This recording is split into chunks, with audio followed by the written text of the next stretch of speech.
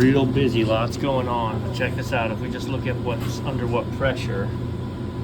So normally these pressure switches have two settings. There's two numbers, one that it's under pressure, one that it's not. So 52 is indicating it's under pressure. So now the pump just kicked on, and it dropped to 18. Let's see, let's get this back. Okay, so look, the left pump PSI says 29. It should never say 29. It should either say 52 or 14. 29, 28, 27. It's almost like this is a real pressure pump. And once we get to 27, this is kicking on. Super weird. Super weird. That's not how it's supposed to work. 30 PSI. Is that real? Alright, there's a couple things going on. They've got the original transducer. So they've replaced those transducers with pressure switches, and those do give you real pressure. So, but if I put it in clean mode and let the beater run, we loosen up the product a little bit. Pumps running, pumps running, pumps running, pumps running. Just stopped. 25 PSI. What kind of pressure do we get out of that? Perfect. If it's not over freezing. So something about things are over freezing. Right side has the actual pressure switch, not a transducer. So it only is going to give you the 2. And I know that because of that connection right there. That's the conversion kit.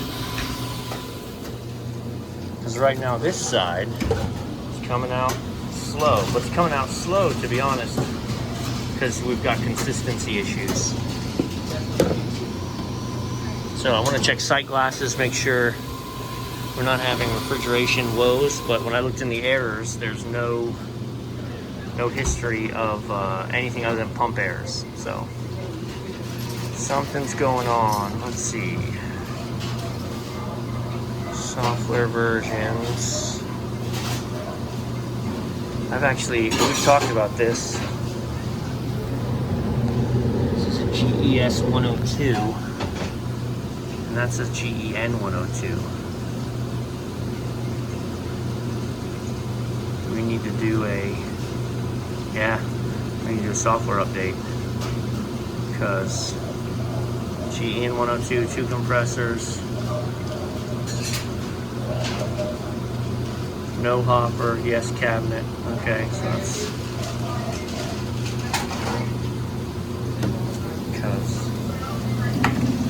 perfect. Alright, so I just put it in freeze. The barrel's properly filled. And sorry, I know it's loud, there's lots going on. So I'm going to watch the temperature cool down. I'm going to check the sight glass. It's actually showing you beater draw amps, that's awesome. Let's pull the right side. Look at those beater draw amps. So look at the difference, right? One's 3.9 and one's 4.2. The right side is thicker than the left. So let's see, this should pull down to 0, freeze, and done. He says that he's got good blades in there. He just cleaned it, so he knows that's not the case. I'm not going to blame the pressure switch anymore. That transducer is cutting out at 28 PSI like it's supposed to. So now we're blaming either over freezing or something. I was like listening for the click. Click's engaging a little late. Make sure that click's engaging proper. We're also going to check the relays in here for the pump and make sure that it's not all burnt up.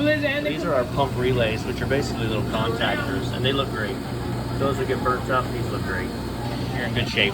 You're not having issues with that. He's saying that this right side says mix out all the time. I'm gonna get a scale and weigh. This is the button. Long ago we did a video, we had to jump this. So we're gonna unjump that today. Yeah, that's not an issue with the pumps not being able to run. We pull this, watch. See it? Moves over. And let's go. And so look at what we're getting out. It's something's not right. Let me get the scale that's taken. Okay, so here it is. Now that I filled it and primed it, I'm getting puffs of air, and the bag's full. So if you look at it, I bet you there's leaks in here. These metal ones normally are really good about not leaking, but I'm gonna run a test. I'll show you. I've talked about it before, where I'm gonna try and release the pressure backwards. I'm gonna turn this out of freeze. I'm gonna turn it clean. Turn the beater on. We're just gonna loosen everything up. Right, and then I'm going to release this hinge, and we're gonna let the pressure come backwards. It's gonna want to blow out here, and if there's any leaks here, it's gonna blow out. There's an O-ring in here. This unhooks, and there's a gasket, and if that gasket is loose, it could be drawing in air. But he's saying both of these have issues. If there's leaks, this is the suction side, so it doesn't spray. It just, I think they're just getting a crap ton of air in the system. They call these red line hoses, and they do this for a very specific reason. If you twist this hose, you don't pressurize properly. So you should see a smiley face from wherever the red line hose is all the way. So that is twisted like a good bit, like you're almost a quarter turn twist. This one's the same. So, good time. Okay, so you understand the system. We've done this before. This is theoretically the milk.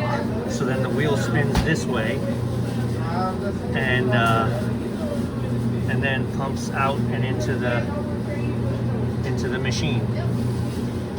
So this is suction and no pressure, and then once it goes through the wheels, it's under pressure, 30 psi. So the only thing keeping that pressure from coming backward is this clamp. We take this clamp off, we hold on to this, kink it, okay? We release the pressure, and now it needs to get out. It's gonna come out. This is the only place it should be able to come out. If it starts spraying from any of these, then you know you've got an issue. All right, when I released the pressure, it started leaking from here. So our old hose, you can just see it's very flared and brittle. It's not small anymore. We were also using small plastic connectors. So new hose, new metal connection. He also said this side always says mix out, which makes sense if there's no air in there, or there's no. All right, we got a new button. Now when you push the button, the door closes and it opens. Right, so now when you pull it from frozen, they're all coming out. Nice speed. I weighed them, we were at 6.2, so that's about right. Both of them. Rolling. No more big pockets of air. No. New clamps, new hose. Cut the ends off of this, slide those on so that there's no air intrusion from anywhere. Looking good.